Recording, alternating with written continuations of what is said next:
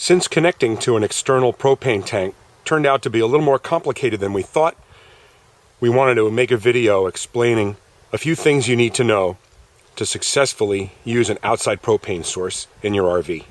As we mentioned in our video about preparing to live on the RV in the winter, we have a device called an Extend-A-Stay, which we purchased at Camping World, that we installed into our propane line. There are a couple of different models of Extend-A-Stay available. This one allows us to connect our propane grill and use an outside propane source. And it's installed between our tank right here and our regulator over here. And this is the line that goes out into the RV. When we first installed the Extend-A-Stay, our primary purpose was to allow us to use our barbecue grill off our RV's propane tank, so we didn't have to deal with portable bottles to run our grill. And this line on top, right here, tees in and goes out to our grill. Now our propane tank is on the driver's side, on the street side of the RV, right under the driver's seat. That means, of course, that our patio is on the other side, and we want to be able to use our grill over there. So what we did was we installed this extension line up and across, and that goes out permanently installed over to the other side of the RV. Of course, the other part of the Extend-A-Stay is the ability to hook up to an external propane tank so that you can spend a long period of time in cold weather with lots of propane available instead of just your onboard tank. That's where this part of the Extend-A-Stay comes into play. And this hose right here is where we've connected in out to our big propane tank. All you need to do is take out the little plug that normally caps this opening, and this hose right here comes with the Extend-A-Stay. The only problem is that hose is very short. It's only about 3 feet long. So what we needed to do was connect into an extension. Now, the hose from the Extend-A-Stay is really designed to connect to a portable propane bottle exactly like on your barbecue grill. We had to be a little creative. We went to our local propane dealer and got 2 different fittings here that converted the propane grill style connection over into a standard propane extension hose, which we purchased this length of extension hose online from Northern Tool. It's also available on Amazon.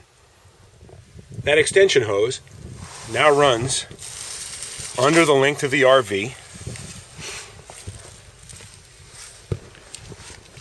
and connects into another extension hose that was already on the tank when we got here.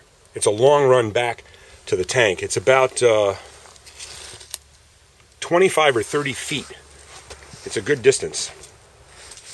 And that brought us up into the tank. Now this is where some explanation comes in and some things we've learned over the last couple of days getting this set up, that it isn't just as easy as connecting a hose from the RV to the tank. When we got here, this is the regulator that was on the tank. And we figured, no problem, we'll just hook up to it and won't have any problem. So we hooked up to it and found out that we weren't getting enough flow of propane.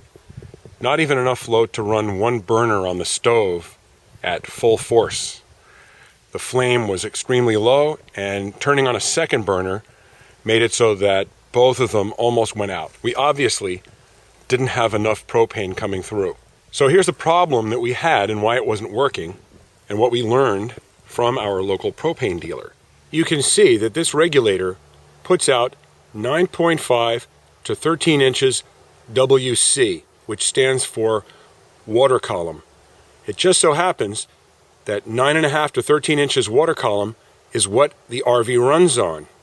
The problem is that since the Extend-A-Stay comes in right at the high pressure source, we already have a regulator on the downstream side of our propane line heading into the house. This regulator underneath this cover is already set to run at 9.5 to 13 inches water column. We were double regulating. That means we only had two choices. One is to take the regulator completely out of the line up at the big tank so we weren't going through two regulators. The second choice would be to take the extend-a-stay and move it so that it was in line on the other side of the regulator. We figured that was a really simple choice. We would just take the regulator out of the line completely and hook the extension hose directly into the tank and not regulate here at all. So we took this connection on our extension hose and attempted to put it directly into the outlet on the tank. Now that didn't work because this is a left-hand thread and this fitting is a right-hand thread. That necessitated a trip to our local propane dealer. He suggested that we bring in everything we had, our old regulator, the extension hose. He wanted to see all the pieces that connected the tank to the RV. Now it's a good thing we went and talked to him because we learned something, that we needed more than just a fitting to convert the right-hand thread to a left-hand thread.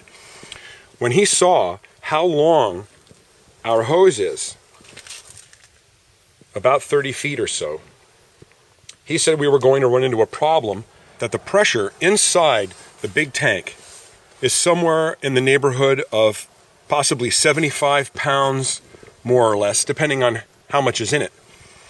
And that high pressure propane over a long run will cause oil to develop inside the hose, which will then gum up our onboard regulator right during the coldest part of the winter when we can least afford to be without propane.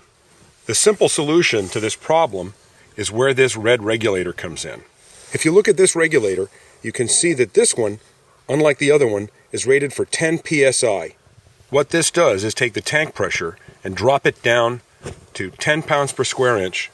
And according to our propane dealer, we've learned that below 10 psi, that oil will not form in this long hose over the winter. It only happens at high pressures. So now this hose will stay clear all winter long. We hope this gives you a little insight about how to hook up to an external propane tank and stay warm and toasty while you're winter RVing.